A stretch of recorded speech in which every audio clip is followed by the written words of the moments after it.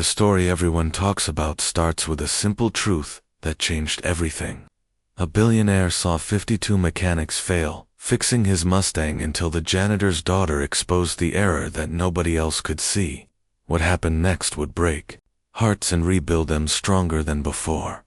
The December cold bit through Maya Rodriguez's worn jacket as she pushed her way through the service entrance of Sterling Automotive Excellence, the most expensive car repair facility in Chicago.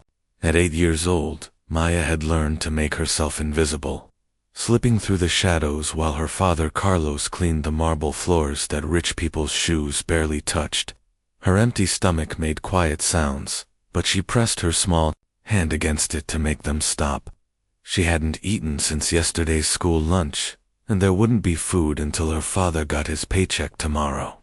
The Christmas decorations in the showroom windows mocked her hunger with their fake cheerfulness, their golden lights reflecting off cars that cost more than her father would make in 10 lifetimes. Alexander Sterling stood in the center of his private garage, his 6-foot frame rigid with barely controlled anger. At 32, he had built his technology empire from nothing, turning a college dropout's dream into a fortune worth $8 billion. But right now, all his money couldn't solve the simplest problem. His cherry red 1969 Ford Mustang Boss 429 sat silent and broken, just as it had for 7 months. The car had belonged to his grandfather, the only person who ever believed in him when everyone else saw a troubled kid with too many dreams. His grandfather had died last year, leaving him the Mustang with a note that said, "Sometimes the most valuable things can't be fixed with money, only with understanding." Alexander had hired every expert mechanic in the country, flown in specialists from Germany, Japan, and Italy, even brought in the team that maintained the president's vehicles. 52 mechanics had tried and failed. The engine would start, run rough for a few seconds, then die. Every single time. Maya watched from behind a tool cabinet as the mechanics argued. She had been watching them for months while her father worked, memorizing their movements, their mistakes, the way they kept checking the same things over and over. Her father didn't know. She snuck into the garage area when he thought she was doing homework in the break room, but Maya couldn't help herself. Engines spoke to her in a language that made more sense than anything else in her confusing world. When she was 5, she had fixed her neighbor's lawnmower using just a butter knife and pure instinct. When she was 6, she had diagnosed why the school bus kept stalling by listening to its sound from her classroom window. When she was 7, she had drawn detailed diagrams of engine parts on the backs of her homework papers, getting in trouble with teachers who didn't understand that this was how her mind worked. Now, at 8, she could see what all these grown men couldn't see, and it was driving her crazy. "This is impossible," shouted Marcus Thompson, the head mechanic with 30 years of experience. His bald head gleamed with sweat despite the cold December air flowing through the open garage doors. "We've replaced everything. New carburetor, new fuel pump, new spark plugs, new distributor, completely rebuilt the transmission. By every law of mechanics, this car should run perfectly." Alexander's green eyes blazed as he turned to face the assembled team. "I don't want to hear about impossibilities. My grandfather drove this car for 40 years without a single major problem. It ran perfectly until 7 months ago, and then it just stopped. Something changed, something simple that we're missing, and I need someone to find it." The mechanics exchanged uncomfortable glances. They had all been thinking the same thing, but nobody wanted to say it out loud. Maybe the old man had done something to the car before he died, some kind of puzzle or test for his grandson.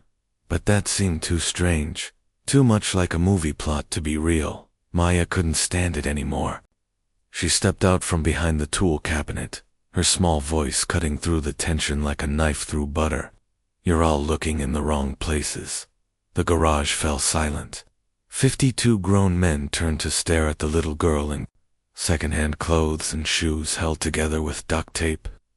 Alexander's expression went from anger to confusion to something that looked almost like curiosity. "Who is this child?" he asked, his voice dangerously quiet. Carlos rushed forward, his mop still in his hands, his face pale with fear. "Mr. Sterling, I'm so sorry. This is my daughter Maya. She wasn't supposed to be in here. I'll take her away immediately." But Maya stood her ground, lifting her chin to meet Alexander's stare. "I can fix your car in 5 minutes," she said clearly, "but I need something first." The laughter started with one mechanic, then spread through the group like wildfire. Soon the entire garage echoed with the sound of grown men laughing at a little girl's bold claim.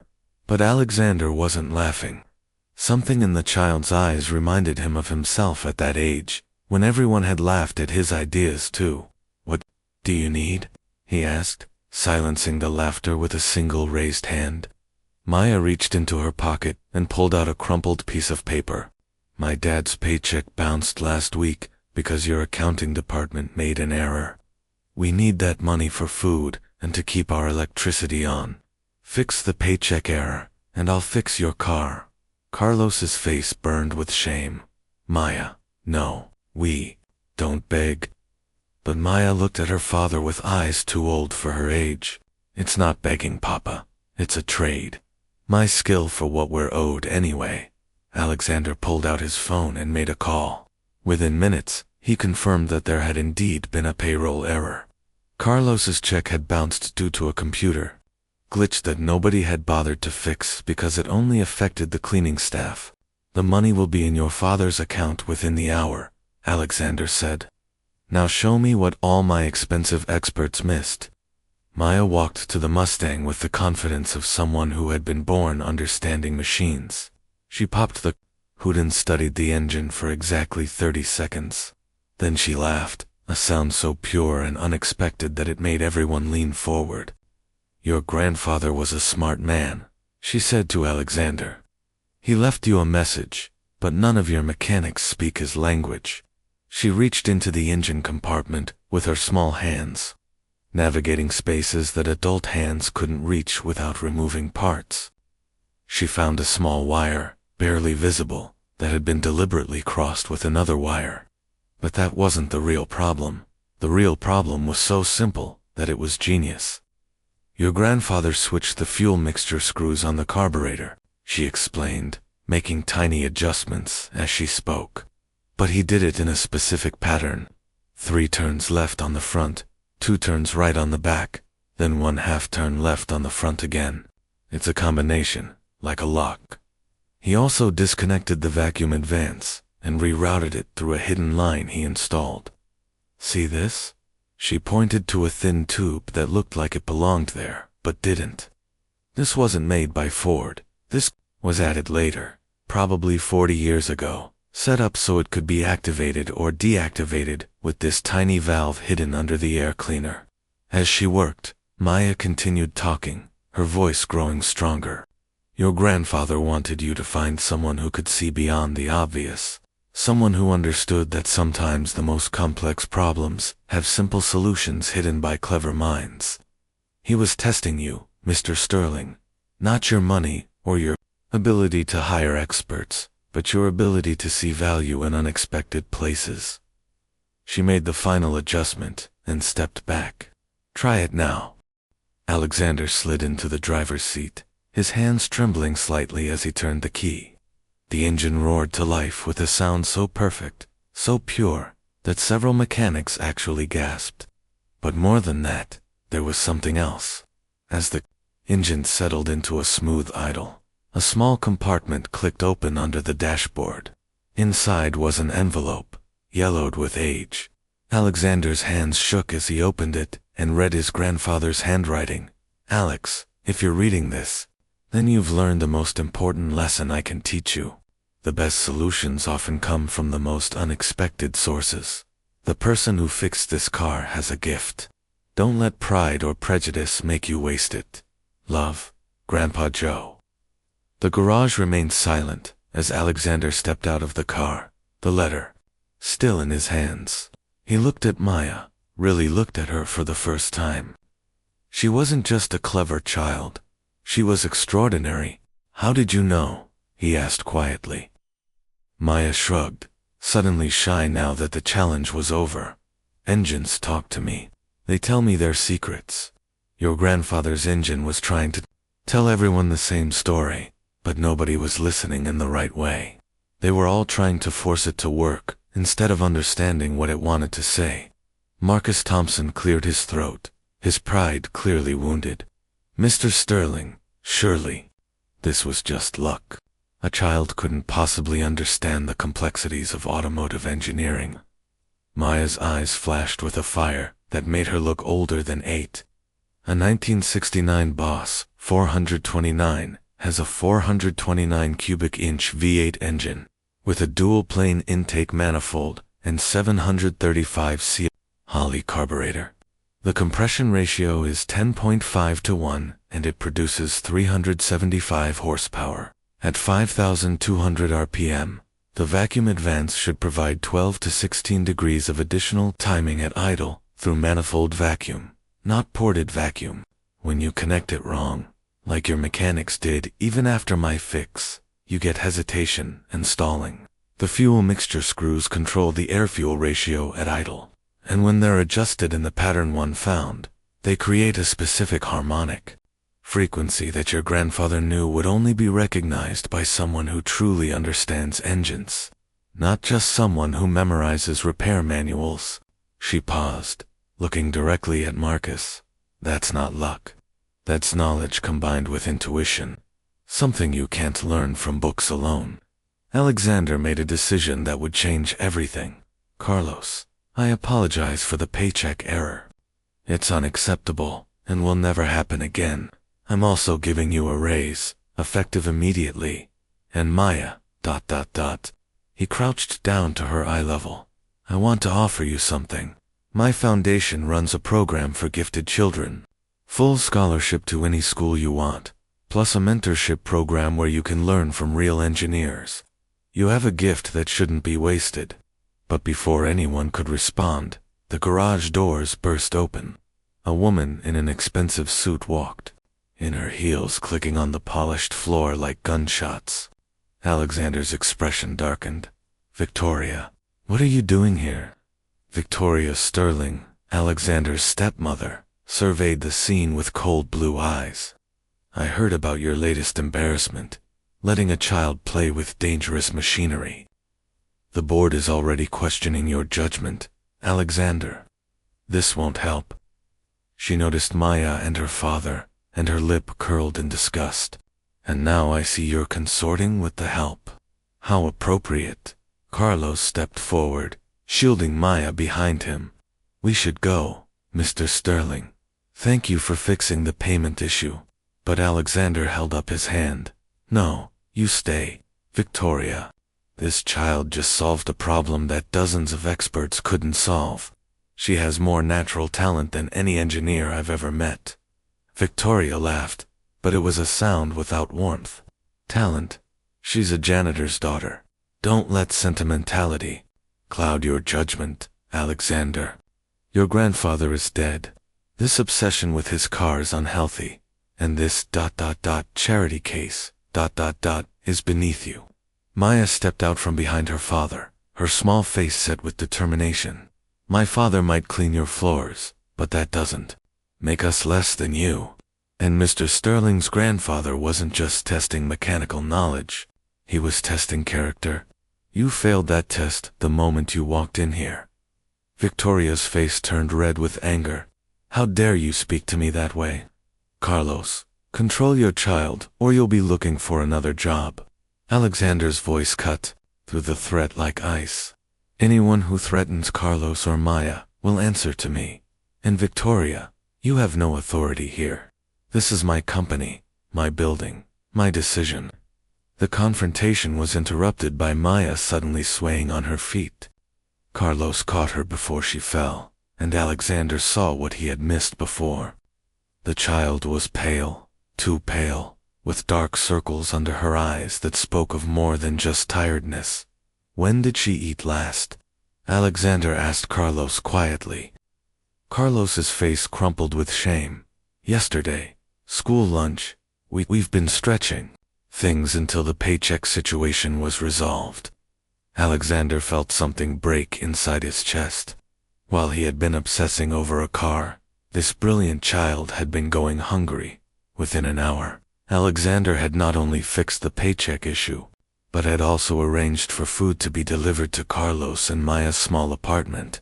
As they sat in Alexander's private office eating sandwiches and soup, Maya studied the photos on his walls.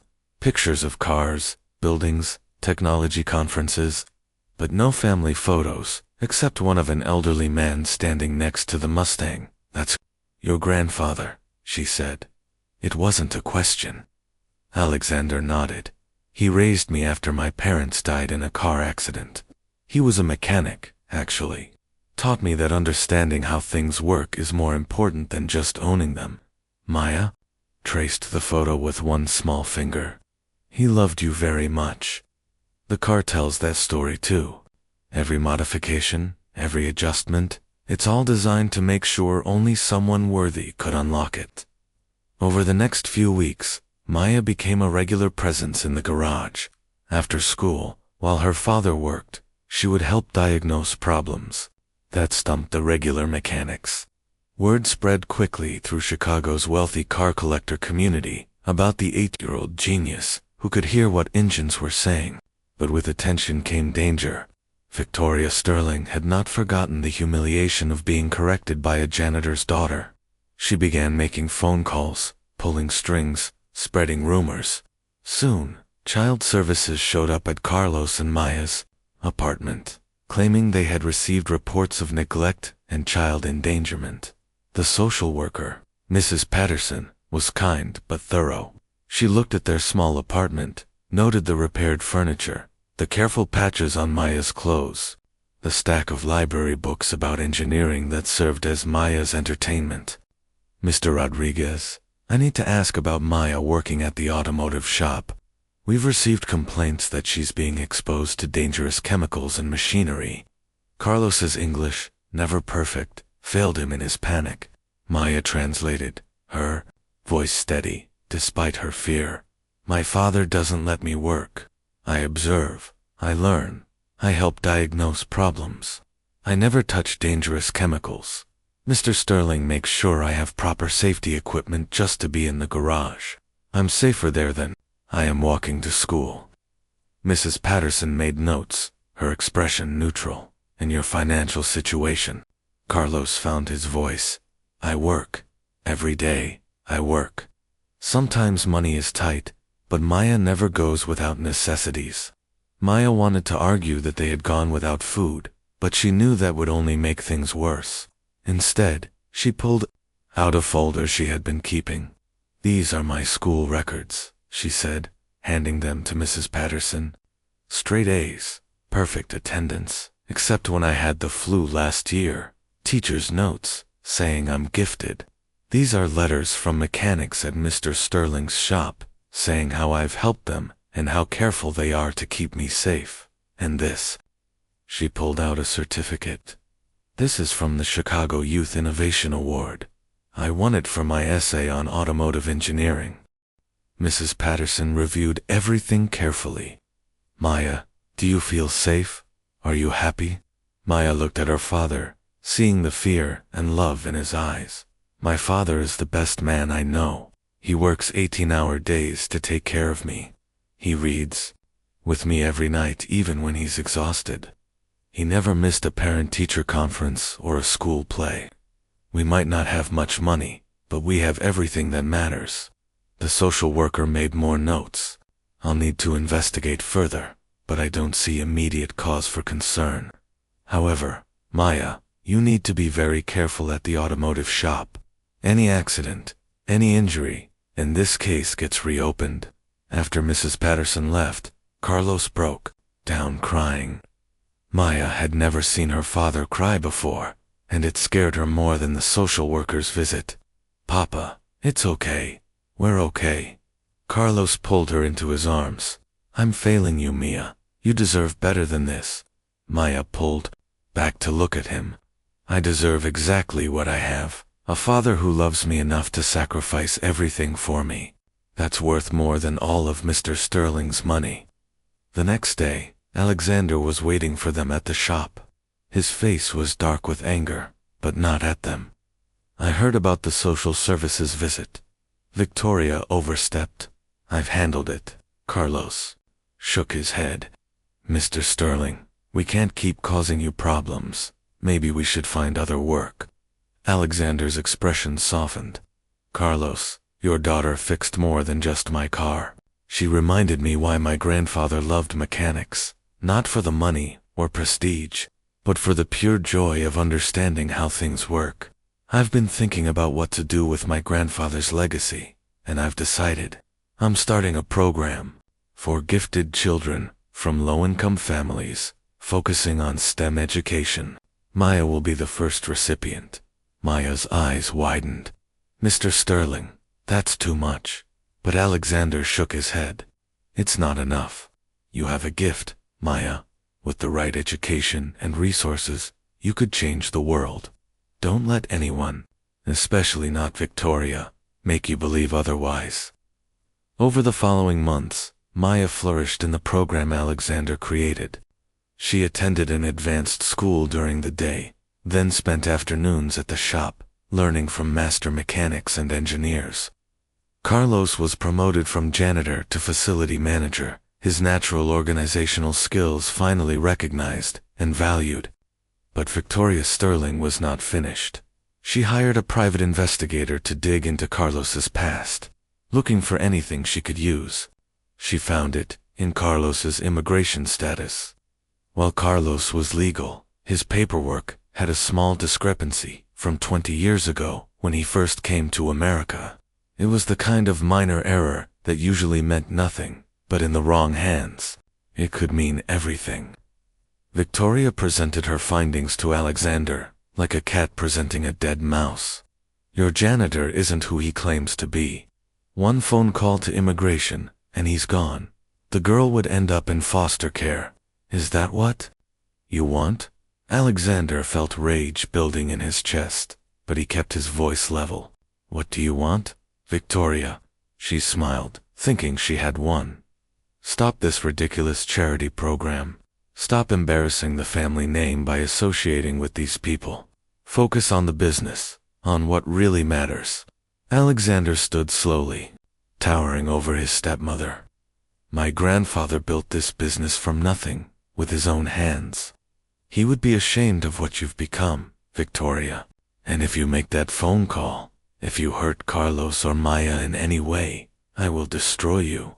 I will use every dollar, every connection, every resource I have to make sure you never hurt anyone again. Victoria's smile faltered. She had never seen Alexander like this, cold and dangerous.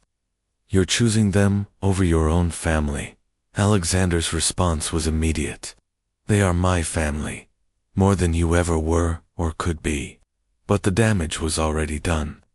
Victoria had made copies of the documents and shared them with people who shared her prejudices. Within days, immigration officials appeared at the shop. Carlos was detained for questioning, and Maya watched in horror as her father was led away in handcuffs. Alexander immediately called his lawyers, but the legal process would take time. Maya was placed in emergency foster care, despite Alexander's attempts to gain temporary custody. The foster home was clean but cold, run by people who saw her as a paycheck rather than a child. Maya stopped eating, stopped talking, stopped caring about engines or anything else. The light that had burned so bright in her eyes began to fade. Alexander visited every day, fighting through legal red tape and foster care bureaucracy. I'm going to fix this, he promised Maya. During one visit, I swear to you, I'm going to bring your father home. Maya looked at him with eyes that had aged years and days. Some things can't be fixed, Mr. Sterling. Sometimes broken is permanent. Those words haunted Alexander as he threw himself into the legal battle. He hired the best immigration lawyers in the country, but the process was slow and complicated. Meanwhile, Carlos sat in a detention center, not knowing if he would ever see his daughter again. The other detainees quickly learned not to bother. The quiet man who spent every moment writing letters to his daughter that he couldn't send. 3 weeks into the nightmare, Alexander received an unexpected call. It was Marcus Thompson, the head mechanic who had initially resented Maya's abilities. "Mr. Sterling, the entire shop is behind Carlos and Maya. We've started a petition, raised money for legal fees. That little girl showed us all up, but she also taught us something important. Real talent doesn't care about age or background. It just is." The support grew from there. Other shop owners, mechanics, even some of Alexander's wealthy clients, who had benefited from Maya's diagnostic skills, all came forward to support Carlos's case. The breakthrough came from an unexpected source. Maya's school principal, Dr. Jennifer Walsh, had been doing her own investigation. She discovered that the discrepancy in Carlos's paperwork was actually a government error, not Carlos's fault. 20 years ago, an immigration officer had misspelled Carlos's middle name, and Carlos, not fluent in English at the time, hadn't noticed. It was the kind of mistake that happened thousands of times, and usually meant nothing. Dr. Walsh had connections in the immigration department from her previous career in government. She made calls, pulled strings, and presented evidence that Carlos had been the victim of bureaucratic error, not deception. The hearing was scheduled for a Thursday morning. Maya was brought from the foster home, seeing her father for the first time in a month. Carlos had lost weight, his face gaunt, but his eyes lit up when he saw his daughter. They weren't allowed to hug, but Maya pressed her small hand against a glass partition between them, and Carlos did the same on his side. The judge, the Honorable Patricia Kim, reviewed the case with careful attention. She saw the letters of support from the community, the evidence of the bureaucratic error, Carlos's spotless record of hard work and dedication to his daughter.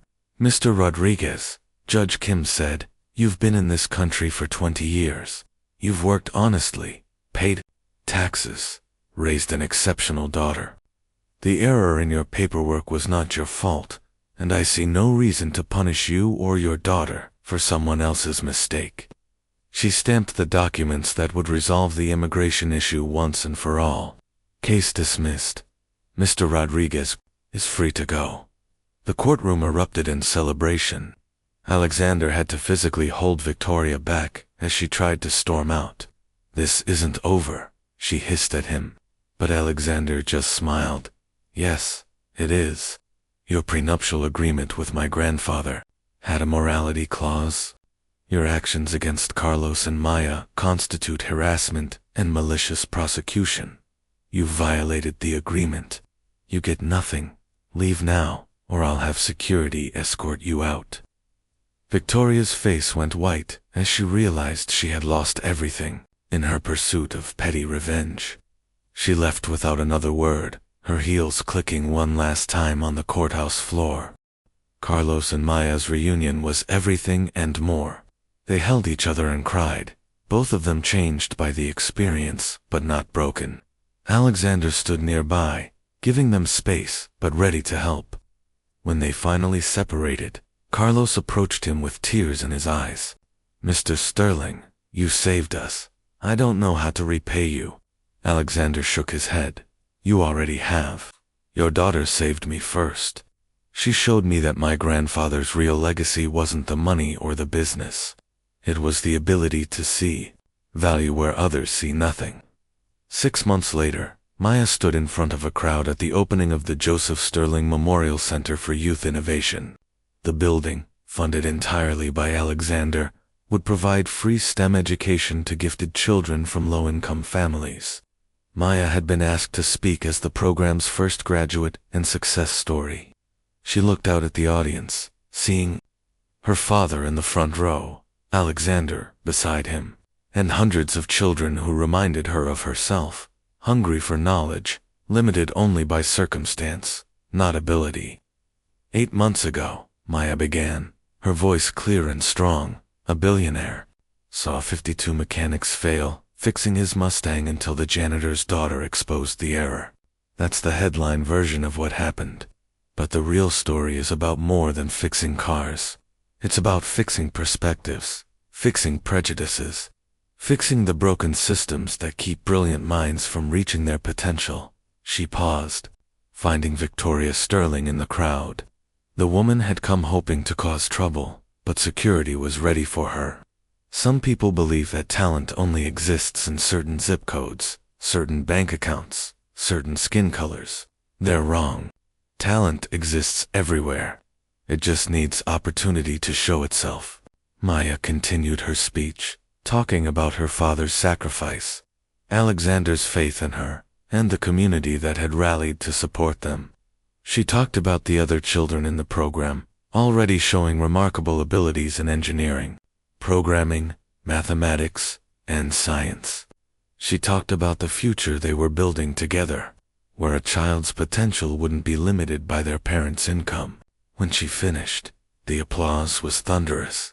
But the best part was seeing her father's face, proud and tearful. No longer ashamed of what they didn't have, but proud of what they had overcome. Later, as the reception continued, Alexander found Maya standing in front of the Mustang, which was now on permanent display in the center's lobby. "You know," he said, "my grandfather would have loved you. You understood his message better than I ever." Did Maya smiled, running her small hand along the car's cherry red paint. "He did love me, in a way. He loved the idea of me, the unexpected solution, the overlooked talent. That's why he made the puzzle. He knew that someday, someone like me would come along and see what everyone else missed." Alexander pulled out an envelope, old and yellowed. "I found this in the car last week, hidden in another compartment that opened after the engine had been running correctly for exactly 100 hours. It's addressed to the one who solved it." Maya opened the envelope with shaking hands. Inside was a handwritten note. "If you're reading this, you saw beyond the obvious and found the hidden truth. The real treasure isn't in the car or the money or the fame. It's in the knowledge that brilliance exists everywhere, waiting to be discovered. Take care of my grandson. He needs someone like you to keep him honest. And remember, the most complex problems often have simple solutions, but only those who truly understand can see them." Joseph Sterling. There was something else in the envelope. A small key with a tag that read Box 429, Chicago First National Bank. Alexander and Maya went together to the bank, where they found a safety deposit box that had been paid for in advance for 50 years. Inside was $50,000 in cash and another note, "For the child who needs a chance, pay it forward." J.S. Maya looked at the money, then at Alexander. "He knew," she whispered. "Somehow, he knew this would happen." Alexander nodded. He was a mechanic his whole life. He saw how many brilliant kids never got a chance because they were born in the wrong neighborhood or to the wrong parents. This was his way of making sure at least one of them would get that chance. Maya made a decision. "This money goes to the center, to help other kids like me." Alexander started to protest, but Maya held up her hand. "Your grandfather already gave me what I needed, the opportunity to prove myself. Now it's time to give that opportunity to others." As they left the bank, Alexander realized that Maya had taught him one final lesson. True wealth wasn't measured in dollars or possessions. It was measured in the lives you changed, the potential you unlocked, the bridges you built between worlds that were never supposed to meet. Years later, when Maya graduated from MIT at age 16, with dual degrees in mechanical and electrical engineering, she stood once again in front of a crowd. This time, the crowd included Nobel laureates, tech billionaires, and world leaders. But in the front row sat Carlos, now graying but still proud, and Alexander, who had become more than a mentor, he had become family. In her valedictorian speech, Maya told the story one more time, but with the perspective that only time can bring. A billionaire saw 52 mechanics fail, fixing his Mustang, until the janitor's daughter exposed the error. She said, "But the real error wasn't in the engine. It was in the assumption that solutions only come from expected sources. My story isn't unique because I'm special. It's unique because someone was willing to look past stereotypes and see potential. There are millions of children out there with the same potential, waiting for someone to see them, to believe in them, to give them a chance. Today, I announce the Maya Rodriguez Foundation, funded by the success of patents I've developed over the past 8 years. This foundation will identify and support gifted children from overlooked communities worldwide, because genius doesn't care about your zip code, and neither should opportunity. The speech made headlines around the world, but the best moment came afterward, when a young girl, maybe 7 years old, approached Maya at the reception. She was holding her mother's hand, her clothes clearly second-hand, her shoes worn but clean. "Miss Rodriguez," she said in a small voice, "I fix things too. Computers, mostly. But nobody believes me, because I'm just a kid." Maya knelt down to the girl's level, remembering another garage, another moment when a child's voice had changed. "Everything. I believe you," she said. "And I'm going to make sure you get the chance to show everyone else what you can do." As Maya introduced the girl to Alexander, and began making plans to test her abilities, she thought about Joseph Sterling's Mustang, still sitting in the center's lobby. The car that had brought them all together, the puzzle that had unlocked, not just an engine, but futures full of possibility. Every time she looked at it, she remembered that sometimes the most profound changes start with the simplest solutions, and that the greatest treasures are often hidden in the most unexpected places. The story of the billionaire's Mustang became legend in Chicago and beyond. But for Maya, Carlos, and Alexander, it was more than a story. It was proof that when you look past the surface, when you value talent over pedigree, when you choose compassion over prejudice, you don't just fix engines, you fix lives. And that kind of repair work, Maya knew, was the most important engineering of all. Years turned into decades. Maya's foundation grew into a global movement, identifying and nurturing talented children from overlooked communities on every continent. Carlos, who had once cleaned floors in shame, became the foundation's head of family services, helping other immigrant parents navigate the complex world of American education and opportunity. Alexander never married, pouring his love into the work of the foundation and the extended family he had found in Carlos and Maya when he died at age 87. His last words were, "Grandpa Joe would be proud." At Alexander's funeral, Maya, now in her 50s, with children of her own, stood beside the restored Mustang one final time.